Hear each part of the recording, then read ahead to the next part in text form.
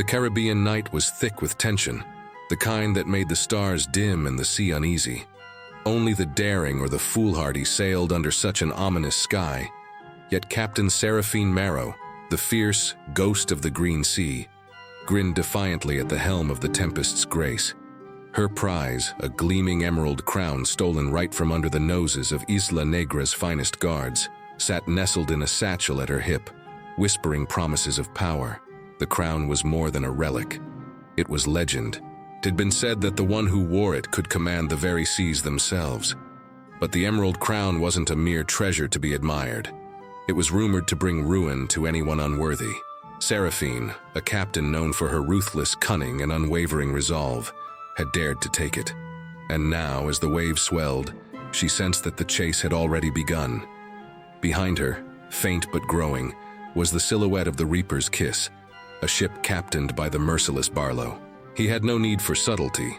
His ship advanced with cannons primed, crew shouting, and sails stretched to their limit.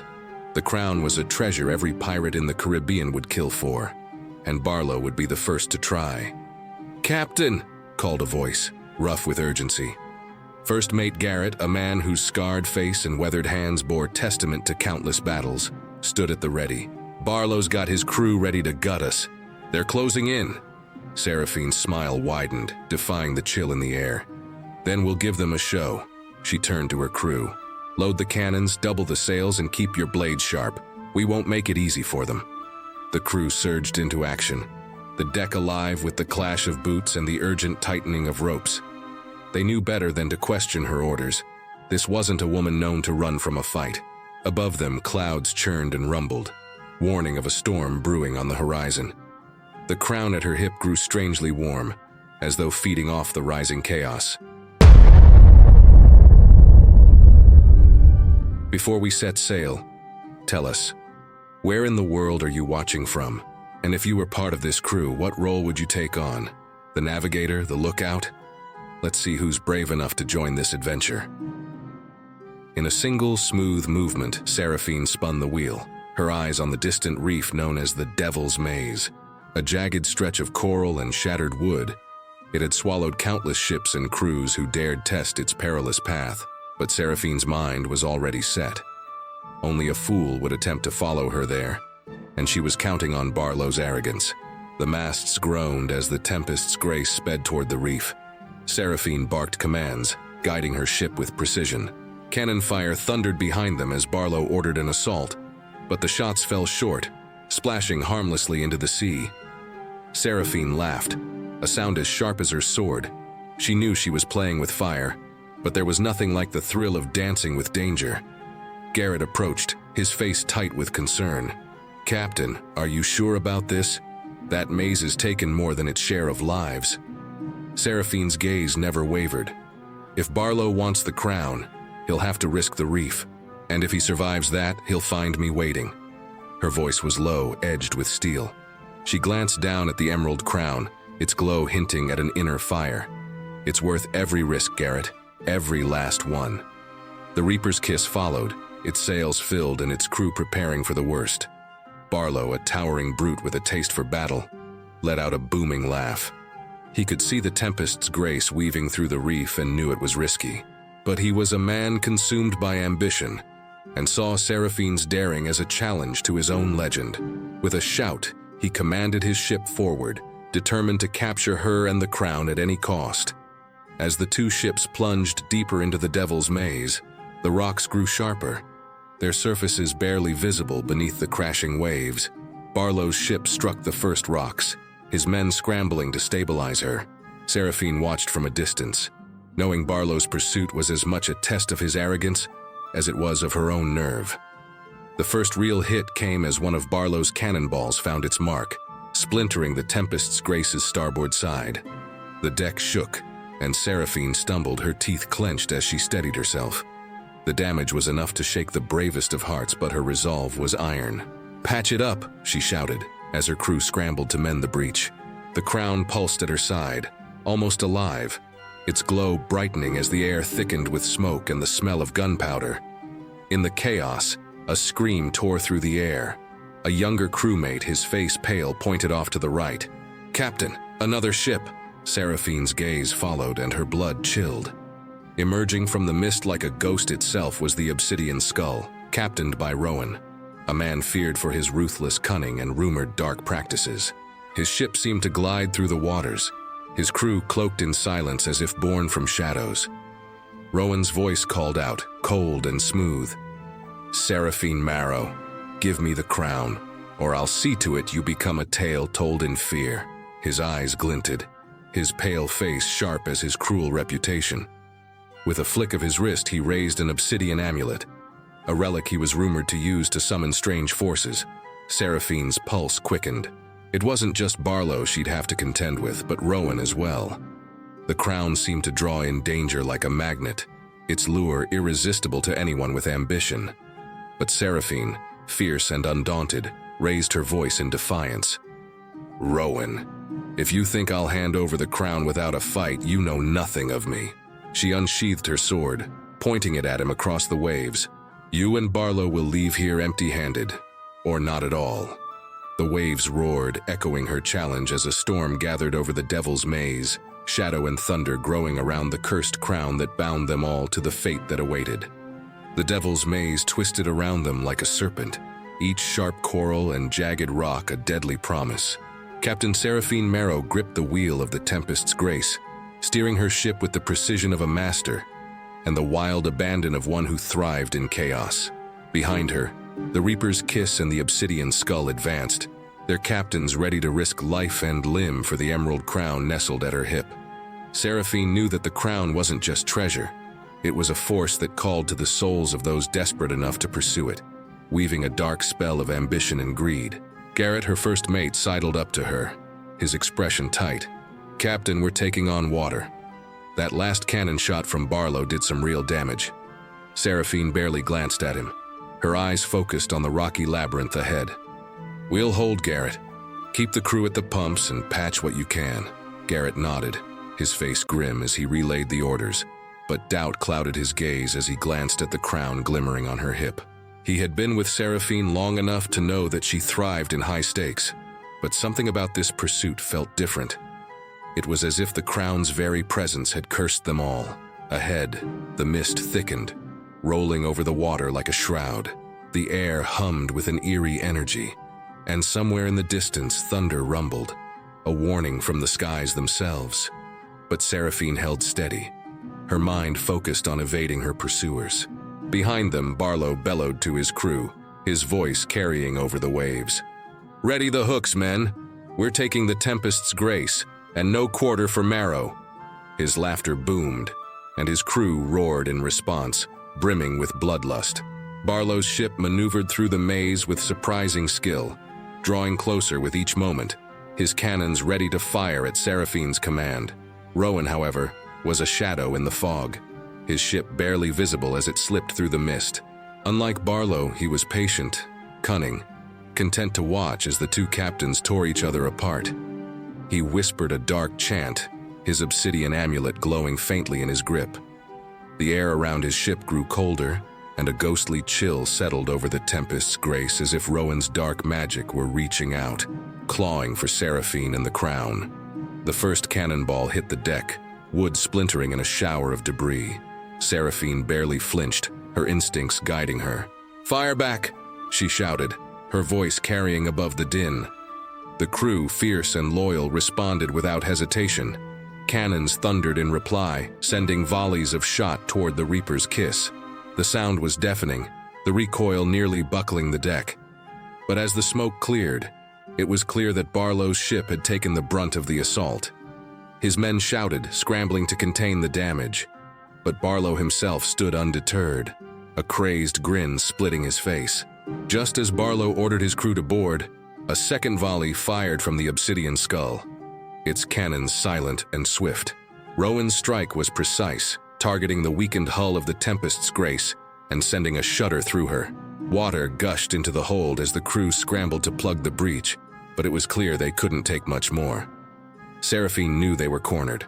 With Barlow and Rowan on either side, her options dwindled. But she was Seraphine Marrow, and surrender was not in her blood. She glanced at Garrett, her eyes fierce. "Prepare for boarders. We'll take Barlow's ship by force if we have to. Garrett gave a curt nod, rallying the crew with the grim determination of men prepared to fight to the last. Blades were drawn, and the crew took their positions, ready for the storm that was about to break. The air crackled with tension as the Reaper's kiss drew close enough to board.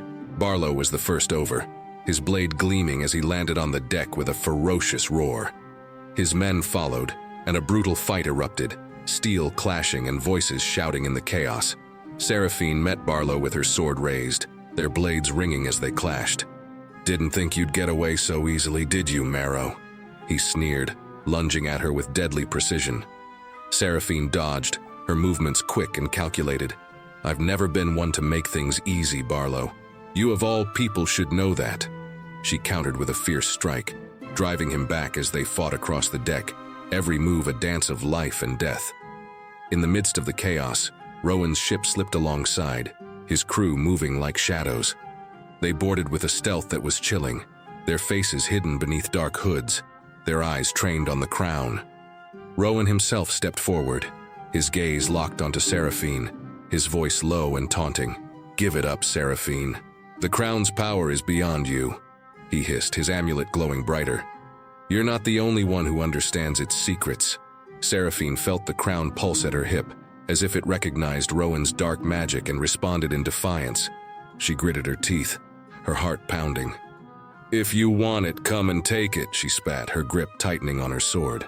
The battle intensified as Rowan's and Barlow's men clashed with Seraphine's crew. The deck slick with seawater and the eerie light of the cursed crown. Seraphine fought her way toward Rowan, her blade flashing as she struck down his men one by one. She reached him, their eyes meeting in a moment of pure animosity, and she swung her sword. But Rowan was quick, raising his amulet in defense. A strange energy erupted from it, sending a shockwave that threw Seraphine back, her grip on the crown loosening for just a moment.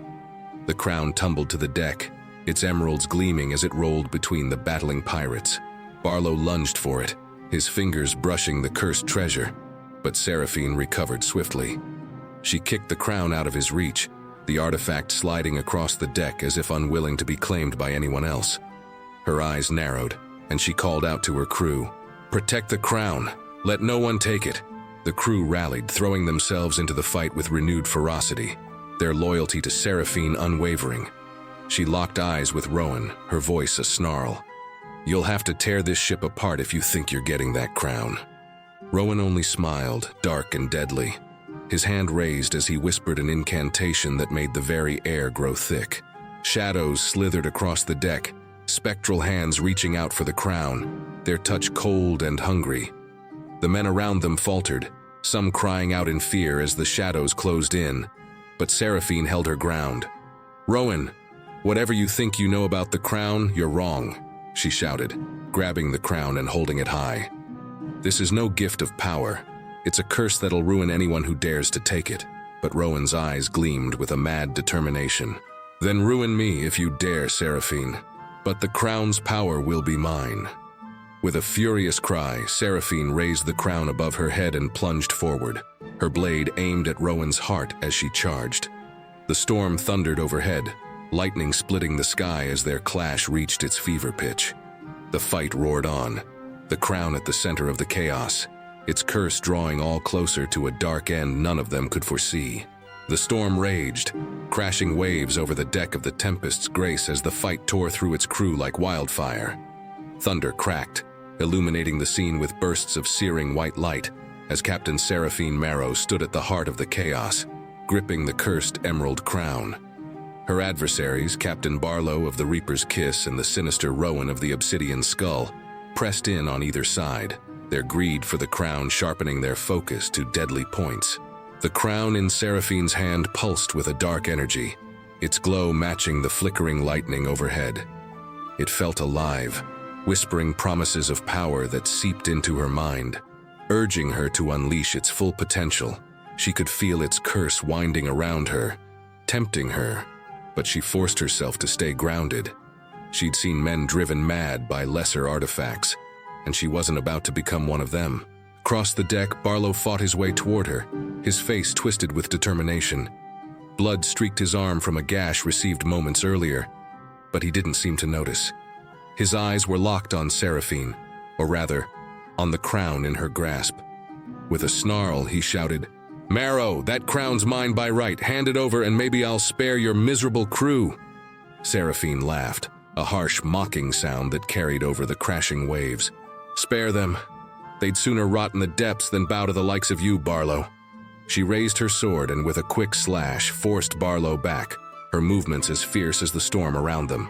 He recovered quickly, striking out in a brutal assault that sent her stumbling. But as she fought, she caught sight of Rowan moving in from the shadows, his amulet glowing a sickly green as he chanted under his breath, weaving dark magic into the air. The shadows themselves seemed to rise and twist around him, coiling like serpents as he summoned forces unseen. Rowan's voice echoed, cold and commanding. "The crown was never meant for mortal hands, Seraphine. Give it to me, and I'll end this suffering. You don't understand the forces you're dealing with." Hey there! Quick message, grab a paper, write down, "You Pirate." Our channel name. Come back soon, we've got incredible stories you won't want to miss.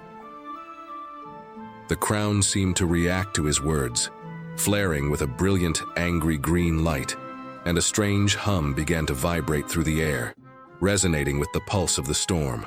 Seraphine's heart pounded as the crown's magic reached out, touching everyone on the ship.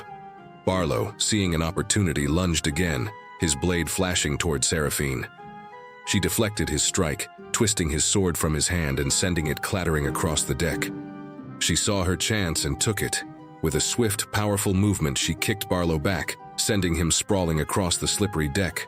But as she did, Rowan's shadows surged forward, coiling around her ankles, icy and oppressive, dragging her toward him. She struggled, the chill of his magic creeping up her legs, slowing her movements. Rowan stepped closer, his face a mask of triumph as he raised the amulet, its dark energy swirling in response. "Your end was written the moment you took that crown, Captain Marrow. Now surrender to me, and perhaps I'll show mercy to those who follow you." But Seraphine's eyes burned with defiance. She gripped the crown tighter, feeling its energy surge through her veins. With a feral cry, she channeled its power, directing it outward. The crown's curse exploded in a burst of green fire, breaking Rowan's hold as the shadows recoiled, hissing in agony. Rowan staggered back, his face twisted in fury and disbelief. The crown's energy crackled around her, flickering like the lightning above. Her crew, emboldened by her display of power, rallied against the onslaught of Rowan's and Barlow's men. Garrett fought by her side, his face grim but his loyalty unwavering. But Rowan was far from beaten. He raised his amulet once more, chanting louder, his voice merging with the storm, calling forth something dark and ancient from the depths. The sea began to churn, unnatural waves rising as if pulled by an unseen hand, and from the depths emerged ghostly figures, phantoms with hollow eyes and translucent limbs, summoned to do his bidding. They drifted onto the deck, their empty gazes fixed on Seraphine and her crew. Garrett's voice rang out in horror. "Captain, the dead, they're walking!" Seraphine met the gaze of one of the phantoms, its eyes empty and cold, and for a brief moment, fear clawed at her resolve. But she steadied herself, gripping the crown as its warmth pushed back against the cold of the phantom's presence. She raised her voice, strong and unyielding. "Stand firm, men. The crown answers only to those who are worthy. Show them we're not afraid of shadows." With a roar, her crew fought back, their swords flashing as they battled the undead crew. But the phantoms were relentless, their hollow forms slipping through steel, striking terror with each touch. Seraphine realized that her crew's weapons alone wouldn't save them. She raised the crown, feeling its curse take root in her, whispering promises of power and survival if only she'd surrender fully to its magic. For a heartbeat, she hesitated. The crown's power was seductive, an ancient force that would grant her victory, but at a cost she couldn't fully understand. But she had no other choice. She allowed the crown's magic to flood her, and as it did, her voice echoed with a strange, otherworldly resonance. "By the power of the emerald, I command you, leave this ship." A shockwave of energy burst forth from the crown, green light searing across the deck. The phantoms shrieked, recoiling from the light, their forms dissipating into mist.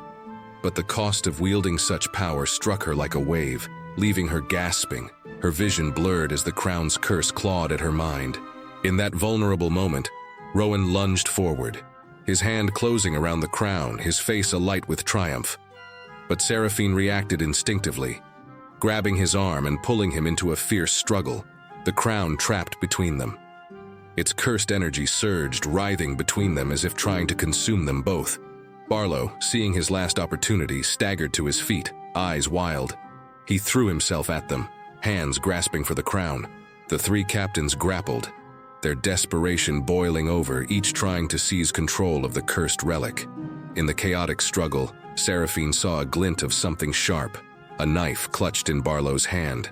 With a quick twist, she deflected his arm, and the blade plunged into Rowan's side.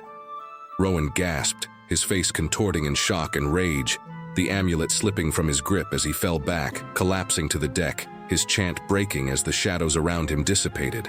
Barlow, distracted by his triumph over Rowan, left himself open for just a moment, and Seraphine seized it.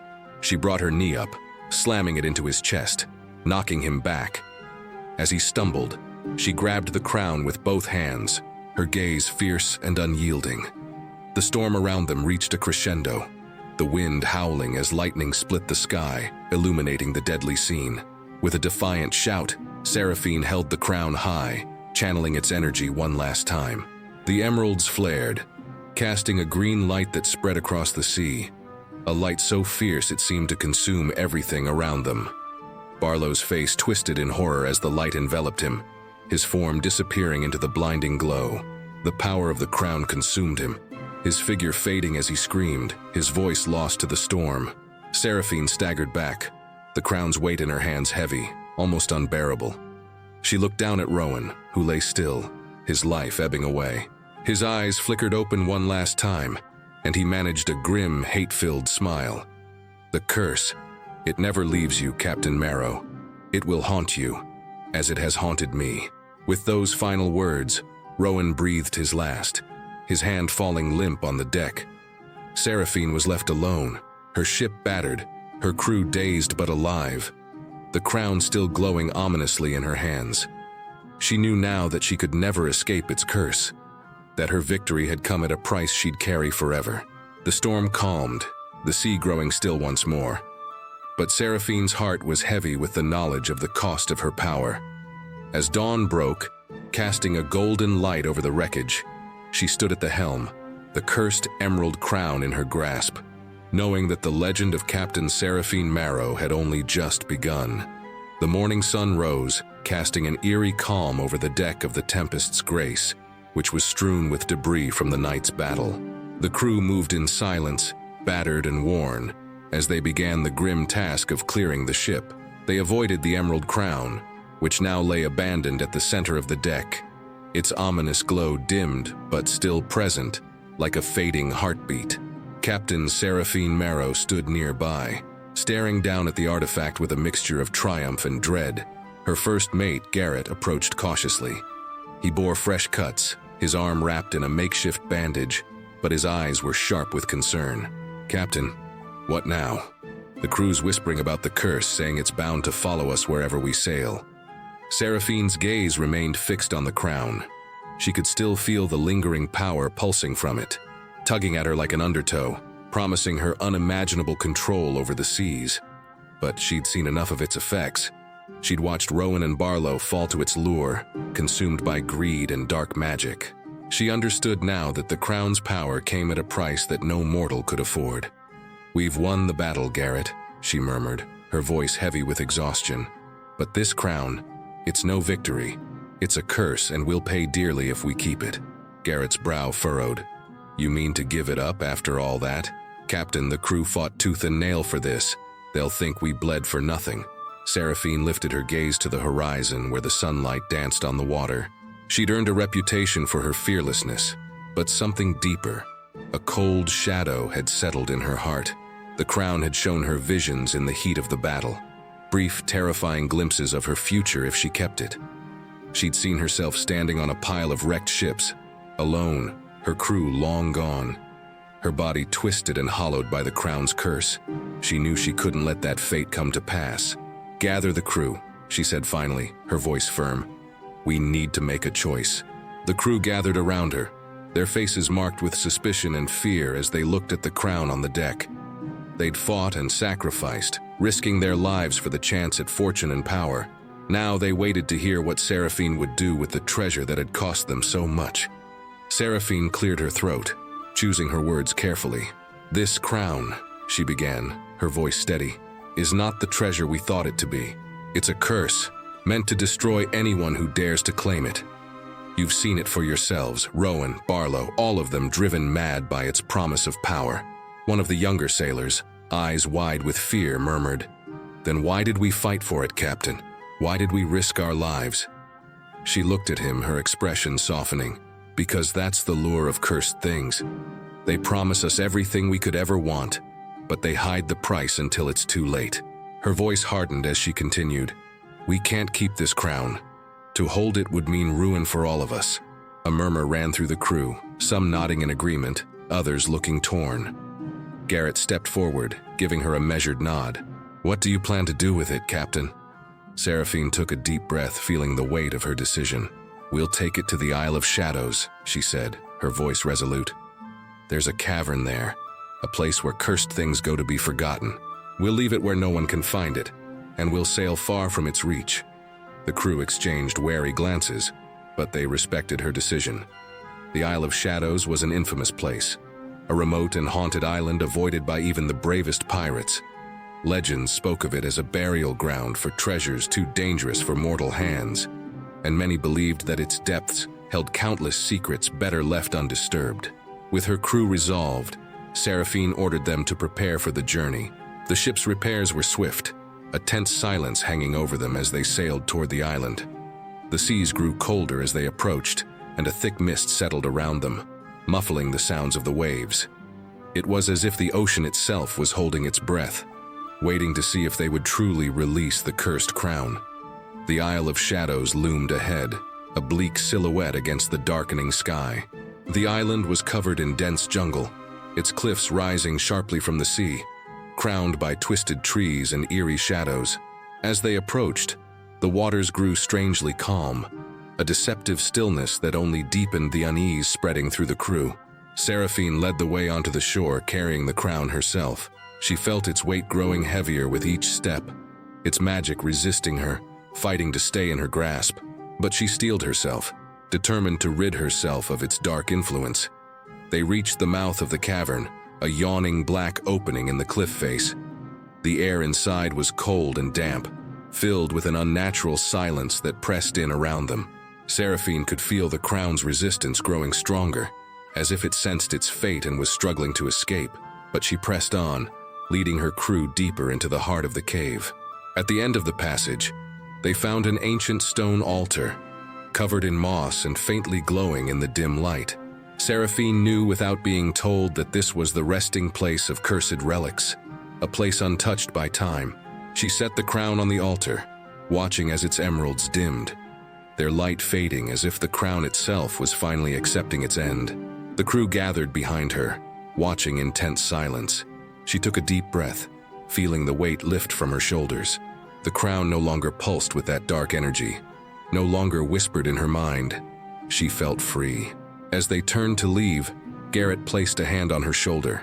"You did the right thing, Captain.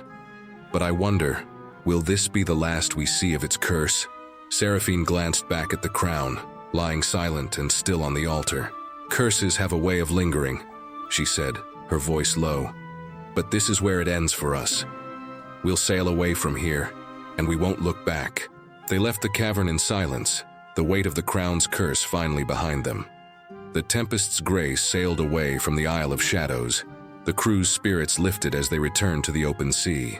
They were free from the crown's influence, but each of them carried the memory of its dark allure, a reminder of the price of unchecked ambition.